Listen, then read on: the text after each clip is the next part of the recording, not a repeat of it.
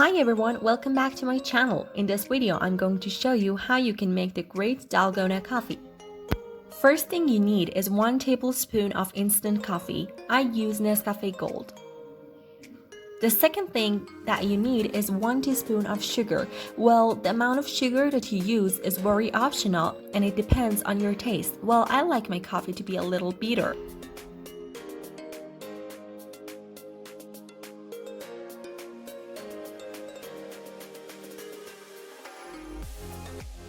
Then you need some hot water, enough to cover up the mixture.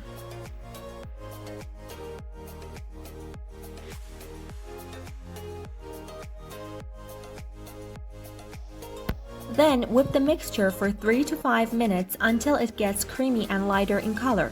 You want to put some ice cubes into your mug.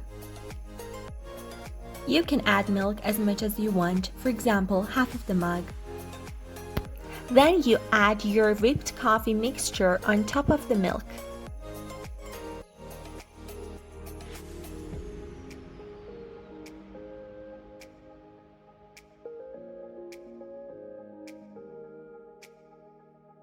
Enjoy! Thank you for watching. Make sure to like this video and subscribe to my channel.